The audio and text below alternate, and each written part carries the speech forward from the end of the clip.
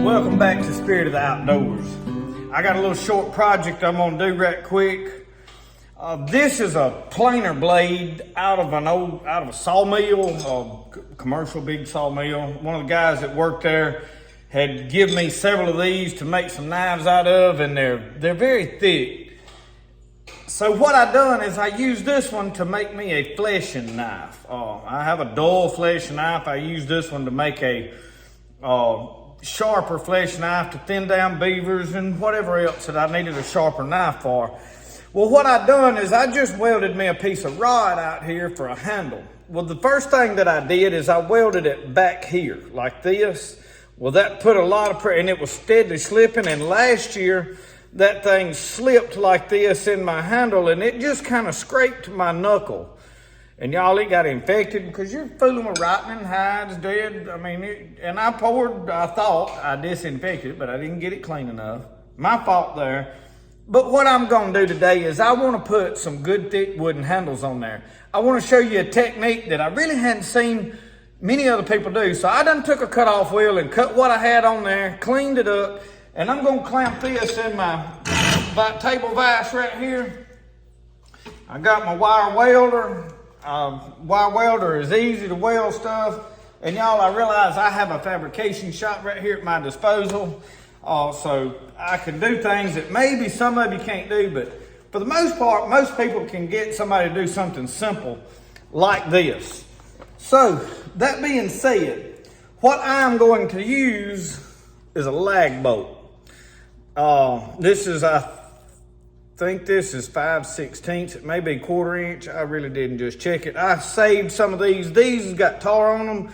They actually came out of when I was metal roofing. I pulled a satellite dish off of a house when we put metal on it, and they wanted to put the satellite dish somewhere else, so we didn't need the bolts, and I kept them. Just scavenging. What I'm gonna do is I'm gonna move this down to the center of this blade so that when I push down it ain't automatically trying to roll in my hands. Gives me a little more control.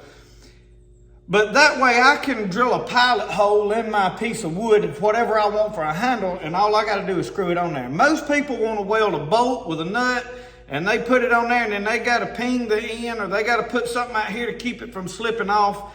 If you're gonna weld something, now if you're forging this out and you're forging a thing out, you're probably gonna do something different. Now you can thread a piece of steel that you forged out. It is possible. But just for easy, let's do this real quick, and the way most of us is gonna do this, I'm gonna tack weld this. So y'all hang with me, and we're gonna do a little bit of welding right here.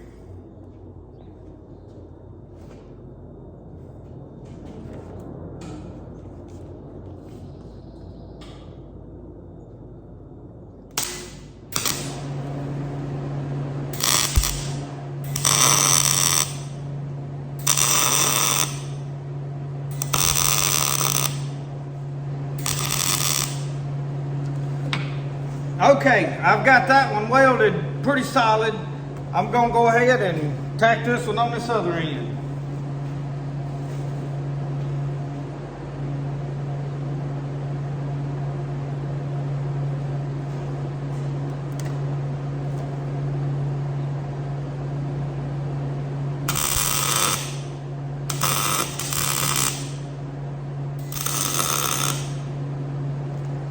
Now, one thing else I wanted to do on this particular blade, it's got these notches where it locked into that machine. I want to weld these up and slick this up to where if I want to use the back side to do some scraping, that these corners are fairly sharp. They ain't hanging and tearing holes.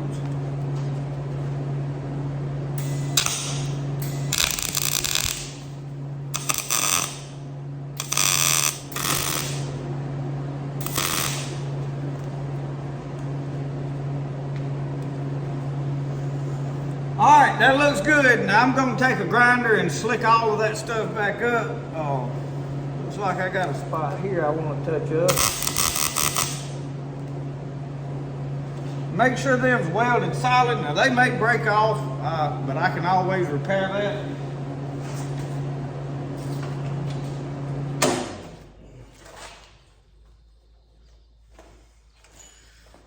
So we'll take this I'll grind it slick, and then I'll show you what it looks like, and then I'll show you putting some handles on here. I've just got through sanding this down somewhat, cleaning up my edges, and I don't know how well y'all can see in there. It ain't perfect.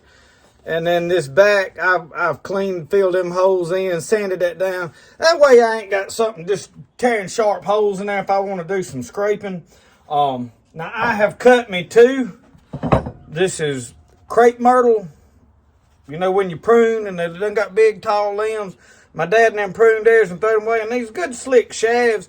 I'm not going to take the bark, nothing off. I'm going to pilot hole drill these. And we're going to screw this up in there. So I'm going to clamp these in there, and see how I want to turn my, I want that to go that way. All right. And I may sand on them if I need to, if I got a knot in my way, whatever. So right here, I'm going to find out what bit I need. So when you're doing this, you're looking at your bolt. Let me turn the camera down where you see what I'm doing right here. All right, I got my drill bits. I've got my bolt. Now what I do is I do this the redneck way. That is a little too big. I can see some thread on either side, but I want to make sure that that's got plenty to bite into. So I really want it the size of the core of that shaft, the inside of where those threads are. And this is going to be very close, which is 15/64, a little better than 7/32, and it is just under a quarter. So I could have probably got away with using quarter. I'll just eyeballing stuff here. So I'm going to try to make sure I drill this dead center of this shaft. I guess y'all want to watch me drill too, I reckon.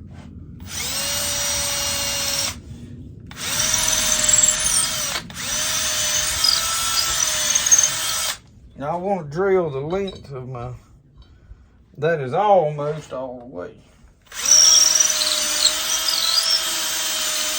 All right, we're going to stop right there.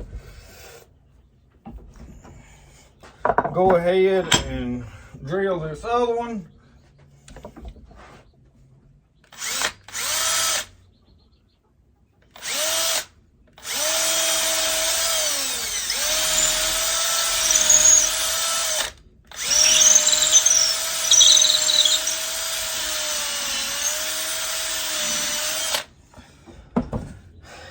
All right.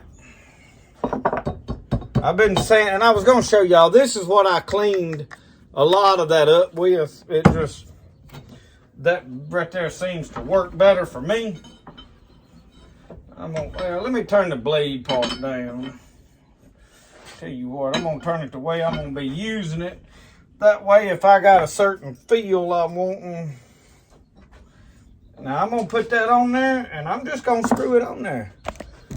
Okay, I turn my blade. This is the way I'm going to be pushing. So at this point, we just going to thread this up on there. And see, this will be on there to where I don't have to worry about it no more. I ain't got no nut back here I got to worry with and a slick shaft for it to get loose and start spinning on. Now, yeah, it could possibly turn. And if that becomes a problem, I'll put some epoxy on it.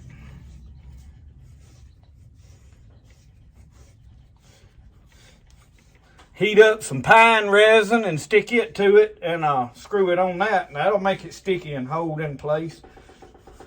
Now you got to be careful here when you get up here to where that starts tapering out, that you don't split you.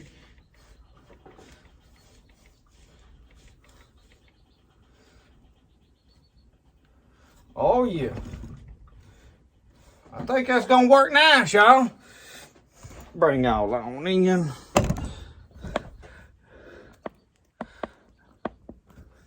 Yeah, that way y'all can look. I got that tar, I just left that on there, and it'll probably help make that sticky. I I started to burn it off over there with a torch, and I was like, well, why? Why do I need it off? Just leave it on there. So this way, y'all, if you're making you a fleshing tool and you don't really know the best way to do the handle, and like I said, I ain't gonna say this is the best way, but it is a good way to do it. Being that I had a welder and could weld them there.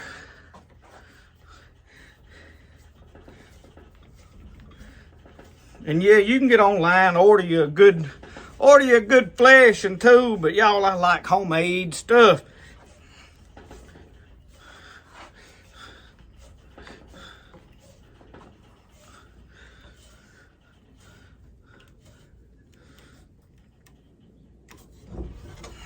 Oh yeah. What y'all think?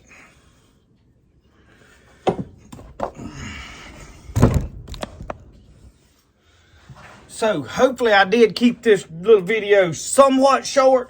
I ain't gonna say this is the best way to do it, but I do think it is a good way. And that is just an old straight planer blade. Now I'm ready to go flesh out some animals. I had a lady, she gave me a coon. She called me Saturday afternoon. Well, I didn't go get it Sunday because of church. I knew I'd be smelling like old skunk. So I went and got it Monday and I fleshed it out, and I didn't use this sharp blade. I used my dull blade, but I realized I need to go ahead and get this made, get this done. So like I said, this is a planer blade, and all I did was tack weld some lag bolts on the end, pilot drill my handle, and screwed it on there. Very simple. So maybe this helps some of you. Thank you for watching Spirit of the Outdoors. We'll see y'all next time. Remember, the best way to do things is the way you like to do it. We'll see y'all on the next one.